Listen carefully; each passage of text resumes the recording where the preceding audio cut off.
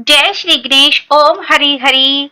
भक्तों, आज मैं आपको सुनाऊंगी श्री सत्यनारायण भगवान की व्रत कथा।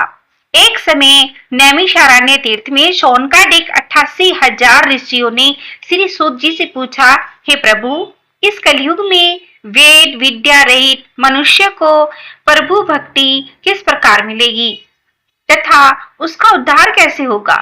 इसलिए हे मुनि श्रेष्ठ, कोई ऐसा तप कहिए जिसमें थोड़े समय में पुण्य प्राप्त हुए तथा मनोवांछित फल प्राप्त हो। वह कथा सुनने की हमारी इच्छा है। सर्वशास्त्र ज्ञात श्री सूत जी बोले, हे वैष्णव में पूज्य, आप सबने प्राणियों के हित की बात पूछी है। अब मैं उस श्रेष्ठ व्रत को आपसे कहूंगा जिस व्रत को नारद जी ने लक्ष्मी नारायण से पूछा था और लक्ष्मीपति ने मुनि श्रेष्ठ नारद से कहा था। सो ध्यान से सुनो। एक समय योगी राज नारद जी दूसरों के हित की इच्छा से अनेक लोकों में घूमते हुए मृत्यु लोक में आ पहुंचे। यहाँ अनेक योनियों में जन्मे हुए प्राय सभी मनुष्य को अपने कर्मों द्वारा अनेक दुखों से पीड़ित देखकर सोचा, किस यत्न करने से निश्चय ही दुखों का नाश हो सकेगा। ऐसा मन में सोचकर विष्णु लोक को गए। वहां श्वेत वर्ण 4 भुजाधारी देवों के ईश नारायण का, जिनके हाथों में शंख चक्र गदा पद्म तथा वरमाला पहने हुए, देखकर स्तुति करने लगे। हे भगवान, आप अत्यंत शक्ति से संपन्न हैं। मन और वाणी भी आपको नहीं पा सकती। आपका आदि मध्य अंत नहीं है। निर्गुण स्वरूप सृष्टि के कारणभूत वे भक्तों के दुखों को नष्ट करने वाले हो। आपको मेरा नमस्कार है। नारद जी से इस प्रकार की स्तुति सुनकर विष्णु भगवान बोले कि हे श्रेष्ठ मुनि, आपके मन में क्या है? आप किस काम के लिए आगमन करने आए हैं? निसंकोच कहो। तब नारद मुनि बोले, मृत्यु लोक में सब मनुष्य जो अनेक योनियों में पैदा हुए हैं, अपने अपने कर्मों के द्वारा अनेक प्रकार के दुखों को भोग रहे हैं। हे नाथ, मुझ पर दया रखते हुए बताइए कि उन मनुष्यों के सभी दुख थोड़े से प्रयत्न करने से कैसे दूर हो सकते हैं। श्री भगवान बोले, हे नारद, मनुष्य की भलाई के लिए तुमने बहुत ही अच्छी बात पूछी है। जिस काम को करने से मनुष्य मुंह से छूट जाता है, वह कहता हूं, सुनो। बहुत पुण्य देने वाला स्वर्ग तथा मृत्यु लोक दोनों में दुर्लभ एक उत्तम व्रत है। आज मैं प्रेम वश होकर तुम्हें कहता हूं। सत्यनारायण का यह व्रत अच्छी तरह विधि पूर्वक करके मनुष्य तुरंत ही यहाँ सुख भोग कर मरने पर मोक्ष को प्राप्त होता है। श्री भगवान के वचन सुनकर नारद मुनि बोले, उस व्रत का फल क्या है, क्या विधान है और किसने यह व्रत किया है और किस दिन यह व्रत करना चाहिए, विस्तार से कहो। तो भगवान बोले, दुख शोक आदि को दूर करने वाला, धन धान्य को बढ़ाने वाला, सौभाग्य तथा संतान को देने वाला यह व्रत सब स्थानों पर विजय करने वाला है। भक्ति और श्रद्धा के साथ किसी भी दिन मनुष्य श्री सत्यनारायण भगवान की शाम के समय ब्राह्मणों और बंधुओं के साथ धर्म पारायण होकर पूजा करे। भक्ति भाव से नैवेद्य के लिए घी का दीपक, दूध, गेहूं का चूर्ण सवाया ले। गेहूं के अभाव में साठी का चूर्ण, शक्कर तथा गुड़ ले और सब भक्षण योग्य पदार्थ जमा करके भगवान को अर्पण कर दे और बंधुओं सहित ब्राह्मणों को भोजन करावे। तत्पश्चात सोम भोजन करे। नृत्य गीत आदि का आचरण कर सत्यनारायण भगवान का स्मरण करता हुआ व्यतीत करे। इस तरह व्रत करने पर मनुष्य की इच्छा निश्चय ही पूरी होती है। विशेषकर कली काल में भूमि पर यही मोक्ष का सरल उपाय है। सूत जी बोले, हे ऋषियों, जिसने पहले समय में इस व्रत को किया है उसका इतिहास कहता हूँ, ध्यान से सुनो। सुंदर काशीपुरी में एक अत्यंत निर्धन ब्राह्मण रहता था। वह दुख और भूख प्यास से बेचैन होकर नित्य पृथ्वी पर घूमता था। ब्राह्मणों से प्रेम करने वाले भगवान ने ब्राह्मण को दुखी देखकर बूढ़े ब्राह्मण का रूप धर उसके पास जाकर आदर के साथ पूछा, हे विप्र, नित्य दुखी पृथ्वी पर क्यों घूमते हो? हे श्रेष्ठ ब्राह्मण, यह सब मुझसे कहो, मैं सुनना चाहता हूँ। ब्राह्मण बोला, मैं निर्धन ब्राह्मण हूँ, भिक्षा के लिए पृथ्वी पर घूमता फिरता हूँ। हे भगवान, यदि आप इसका उपाय जानते हैं तो कृपया कहो। वृद्ध ब्राह्मण बोला कि सत्यनारायण भगवान मनवांछित फल देने वाले हैं, इसलिए हे ब्राह्मण, तो उनका पूजन कर, जिसके करने से मनुष्य सब दुखों से मुक्त हो जाता है। ब्राह्मण को व्रत का सारा विधान बताकर बूढ़े ब्राह्मण का रूप धारण करने वाले श्री सत्यनारायण भगवान अंतर्ध्यान हो गए। जिस व्रत को श्रद्धा भाव से ब्राह्मण ने किया, मैं उसको करूंगा, यह निश्चय करने पर उसे रात में नींद भी नहीं आई। जब वह सवेरे उठा तो सत्यनारायण भगवान का व्रत का निश्चय करके भिक्षा करने के लिए चला गया। उस दिन उसको भिक्षा में बहुत धन मिला, जिससे बंधुओं और बांधुओं के साथ उसने श्री सत्यनारायण का व्रत किया। इसके करने से वह ब्राह्मण सब दुखों से छूटकर अनेक प्रकार की संपत्तियों से युक्त हुआ। उस समय वह ब्राह्मण हर मास व्रत करने लगा। इस तरह सत्यनारायण भगवान के व्रत को जो करेगा वह सब पापों से छूटकर मोक्ष को प्राप्त होगा। आगे जो पृथ्वी पर सत्यनारायण का व्रत करेगा वह मनुष्य सब दुखों से छूट जाएगा। इस तरह नारद जी से नारायण का कहा हुआ यह व्रत मैंने तुमसे कहा। हे विप्रो, मैं अब और क्या कहूँ। ऋषि बोले, मुनीश्वर, संसार में इस ब्राह्मण से सुनकर किस किसने इस व्रत को किया, हम सब वह भी सुनना चाहते हैं। इसके लिए हमारे मन में श्रद्धा है। सूत जी बोले, हे मुनियों, जिसने यह व्रत किया है सब सुनो। एक समय एक ब्राह्मण धन और ऐश्वर्य के अनुसार बंधुओं के साथ व्रत करने को तैयार हुआ।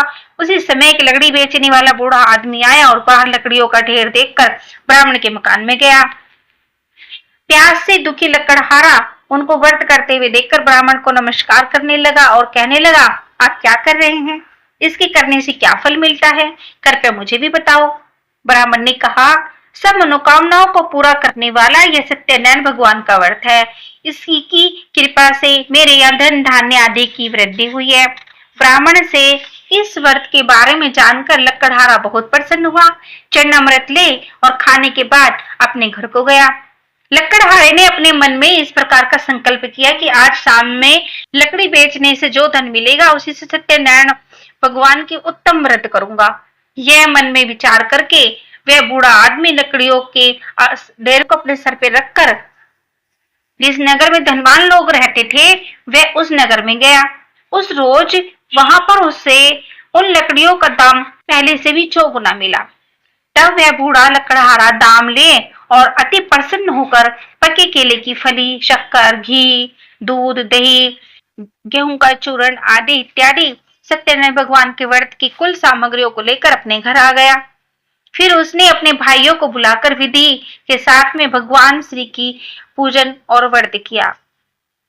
उस व्रत के प्रभाव से वह बूढ़ा लकड़हारा धनवान, पुत्रवान आदि होकर युक्त हुआ और संसार के समस्त सुखों को भोग कर वैकुंठ को चला गया। सूत जी बोले, हे श्रेष्ठ मुनियों, अब आगे की कथा कहता हूँ, सुनो। पहले समय में उल्कामुख नाम का एक बुद्धिमान राजा रहता था। वह सत्यवक्ता और जितेंद्रिय था। प्रतिदिन देव स्थानों पर जाता था और गरीबों को धन देकर उनके कष्ट को दूर किया करता था। उसकी पत्नी कमल के समान मुख वाली और सती साध्वी थी।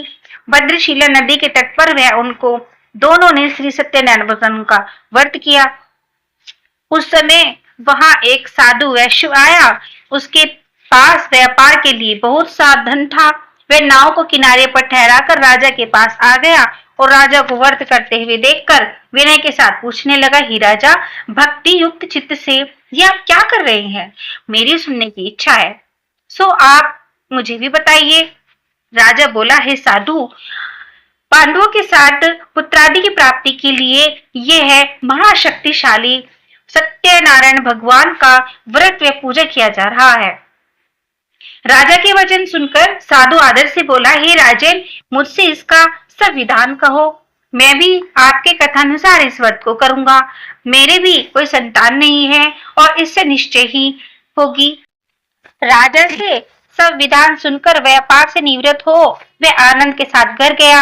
साधु ने अपनी स्त्री के संतान देने वाले उस व्रत का समाचार सुनाया और कहा कि जब मेरी संतान होगी तब मैं इस व्रत को करूंगा। साधु ने ऐसे वचन अपनी स्त्री लीलावती से कहे। एक दिन उसकी स्त्री लीलावती पति के साथ आनंदित होकर सांसारिक धर्म से प्रवृत्त होकर सत्यनारायण भगवान की कथा से गर्भवती हो गई तथा 10वें महीने में उसने एक सुंदर कन्या को जन्म दिया। दिनों दिन वह इस तरह बढ़ने लगी जैसे शुक्ल पक्ष का चंद्रमा बढ़ता है। कन्या का नाम कलावती रखा गया। तब लीलावती ने मीठे शब्दों में अपने पति से कहा कि जो आपने संकल्प किया था भगवान का व्रत करूंगा, अब आप उसे करिए। साधु बोला, हे प्रिय, इसके विवाह पर करूंगा। इस प्रकार अपनी पत्नी को आश्वासन देकर वह नगर को गया। कलावती पितृगृह में वृद्धि को प्राप्त हो गई। साधु ने नगर में सखियों के साथ अपनी पुत्री को देखा तो तुरंत दूत बुलाकर कहा, पुत्री के वास्ते कुछ योग्य वर देख कर लाओ। साधु की आज्ञा पाकर दूत कंचन नगर पहुंचा। वहां पर बड़ी खोज की और देखभाल की। लड़की के लिए सुयोग्य वणिक पुत्र को लेकर आया। उस योग्य लड़के को देखकर साधु ने अपने बंधु और बांधुओं के सहित प्रसन्नचित्त होकर अपनी पुत्री का विवाह उसके साथ कर दिया। किंतु दुर्भाग्य से विवाह के समय भी व्रत को भूल गया। तब श्री भगवान क्रोधित हो गए और श्राप दिया कि तुम्हें दारुण दुख प्राप्त हो। अपने कार्य में कुशल साधु बनिया जमाता सहित समुद्र के समीप स्थित रतनपुर नगर में गया और वहां दोनों ससुर जमाई चंद्रकेतु राजा के उस नगर में व्यापार करने लगे। एक रोज भगवान सत्यनारायण की माया से प्रेरित कोई चोर राजा का धन चुराकर भागा जा रहा था, किंतु राजा के दूतों को आता देखकर राजा चोरों के जो चोर था वो घबराकर भागते हुए राजा के धन को वहीं चुपचाप रख दिया तथा जो ससुर जमाई ठहरे हुए थे वहां पर रख दिया। जब दूतों ने उस साधु वैश्य के पास राजा के धन को रखा हुआ देखा तो वे दोनों उनको बांध कर ले गए और प्रसन्नता से दौड़ते हुए राजा के समीप जाकर बोले, दो चोर हैं, हम पकड़ कर ले आए हैं, देखकर आज्ञा दें। तब राजा ने आज्ञा से उनको कठिन कारावास में डाल दिया, उनका सब धन छीन लिया। सत्यनारायण भगवान के श्राप द्वारा उनकी पत्नी भी घर पर बहुत दुखी हुई। घर पर जो धन था चोरी हो गया, चोर चुरा कर ले गए। शारीरिक व मानसिक पीड़ा तथा भूख प्यास से अति दुखित हो अन्न की चिंता में कलावती एक ब्राह्मण के घर गई।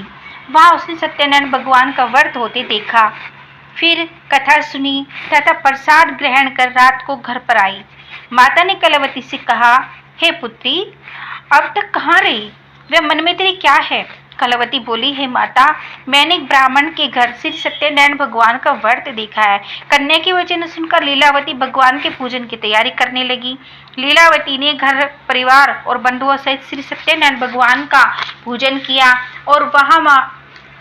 और उनसे वर मांगा कि मेरे पति और दामाद शीघ्र आ जावें। साथ ही प्रार्थना की कि हम सबका अपराध क्षमा करो। सत्यनारायण भगवान इस व्रत से संतुष्ट हो गए और राजा चंद्रकेतु को 155वें दर्शन देकर कहा, हे राजा, दोनों वैश्यों को प्रात ही छोड़ दो। उनका सब धन जो तुमने ग्रहण किया है दे दो, नहीं तो मैं तेरा धन और राज्य पुत्र आदि सब नष्ट कर दूंगा। राजा से ऐसे वचन कहकर भगवान अंतर्ध्यान हो गए। प्रातः काल राजा चंद्रकेतु ने सभा में अपना सौपन सुनाया। फिर दोनों वणिक पुत्रों को कैद से मुक्त कर सभा में बुलाया। दोनों ने आते ही राजा को नमस्कार किया। राजा मीठे वचनों से बोले, हे महानुभावों, भावावेश आप लोगों को ऐसा कठिन दुख प्राप्त हुआ है, अब आपको कोई भय नहीं है। ऐसा कहकर राजा ने उनके नए नए वस्त्र आभूषण पहनाए तथा उनका जितना भी धन था वो सारा वापस दे दिया। उसका दूना धन उनको दिया, आदर सहित विदा किया। दोनों वैश्य अपने घर को चल दिए। दूत जी बोले, वैश्य ने मंगलाचार करके यात्रा आरंभ की और अपने नगर को चला। उनके थोड़ी दूर निकलने पर दंडी वेशधारी सत्यनारायण ने उनसे पूछा, हे साधु, तेरी नाव में क्या है? अभिमानी वणिक हंसता हुआ बोला, दंडी, आपको क्यों पूछना है?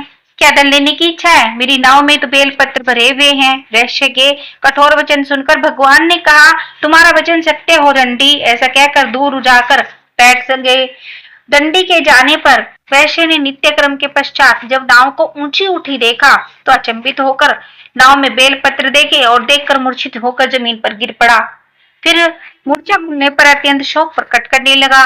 तब उसका दामाद बोला कि आप शोक न करें, यह दंडी का साप है, अतः आप उनकी शरण में चलिए, तभी हमारी मनोकामना पूर्ण होगी। दामाद के वचन सुनकर वह दंडी के पास पहुंचा और अत्यंत भक्ति भाव से नमस्कार करके बोला, मैंने तो आपसे असत्य वचन कहे थे, उनको क्षमा करें आप। ऐसा कहकर महान शोकातुर होने कर रोने लगा। तब दंडी भगवान बोले, हे वणिक पुत्र, मेरी आज्ञा से बार बार तुम्हें दुख प्राप्त होता है, तो मेरी पूजा से विमुख हुआ। साधु बोला, हे भगवान, आपकी माया से मोहित ब्रह्म आदि भी आपके रूप को नहीं जान पाते हैं, अज्ञानी कैसे जान सकता है। आप प्रसन्न हो जाइए, मैं सामर्थ्य के अनुसार आपकी पूजा करूंगा, मेरी रक्षा करो, पहले के समान नौका में धन भर दो। उसके भक्ति युक्त वचन सुनकर भगवान प्रसन्न होकर उसकी इच्छा अनुसार वर देकर अंत्य ध्यान हो गए। तब उन्होंने नाव पर आकर देखा कि नाव धन से परिपूर्ण है। फिर वे भगवान सत्यनारायण की पूजन करने के लिए साथियों के सहित अपने नगर को चला। जब अपने नगर के निकट पहुंचा तब दूत को घर भेजा। दूत ने साधु के घर जाकर स्त्री को नमस्कार किया तथा साधु अपने दामाद के सहित इस नगर में समीप आ गए हैं, ऐसा वचन को सुनकर साधु की स्त्री ने बड़े हर्ष के साथ में सत्य देव का पूजन करके पुत्री से कहा, मैं अपने पति के दर्शन करने को जाती हूँ, तू कार्य पूर्ण करके शीघ्र आ जा। माता के ऐसे वचन सुनकर कलावती प्रसाद छोड़कर पति के पास आ गई। प्रसाद की अवहेलना के कारण सत्यदेव में रुष्ट हो गए और उसके पति को नाव के सहित पानी में डुबो दिया। कलावती अपने पति को ना देखकर रोते हुए जमीन पर गिर गई। इस तरह नौका को डूबा हुआ तथा कन्या को रोते देख साधु दुखी हुए। हे प्रभु, मुझसे यह मेरे परिवार से जो भी भूल हुई है मुझे क्षमा करो। उसके दीन वचन सुनकर सत्यदेव प्रसन्न हो गए और आकाशवाणी हुई, हे साधु, तेरी कन्या ने मेरे प्रसाद को छोड़कर बहुत दुस्साहस किया है, इसलिए इसका पति अदृश्य हुआ है। यदि वह घर जाकर प्रसाद खाकर लौटे तो इसे पति अवश्य मिलेगा इसका। ऐसी आकाशवाणी सुनकर कलावती ने घर पहुंचकर प्रसाद खाया, फिर आकर पति के दर्शन किए। तत्पश्चात साधु ने बंधु बांधवों सहित सत्यदेव भगवान की विधि पूर्वक पूजन की। उस दिन से वह हर पूर्णिमा को सत्यनारायण भगवान की पूजन करने लगा। फिर इस लोक का सुख भोग कर अंत में स्वर्ग लोक को गया। बोलो श्री सत्यनारायण भगवान की जय। जो कथा जिसने कथा कही, जिसने कथा सुनी, उन सभी की मनोकामना पूर्ण हो और सत्यनारायण भगवान सभी की मनोकामना पूर्ण की। आपने कथा का श्रवण किया, आपका बहुत बहुत धन्यवाद, आभार। और सत्यनारायण भगवान आप सभी की मनोकामना को पूर्ण करें। तो चैनल को भक्तों सब्सक्राइब जरूर कर देना और आगे भी मैं आपको सभी प्रकार की भक्ति की कहानियां, कथाएं जरूर सुनाती रहूंगी। आपका दिन मंगलमय हो, आपके जीवन में खुशहाली हो, ऐसा मैं प्रे करती हूँ। तो बोलो श्री सत्यनारायण भगवान की जय।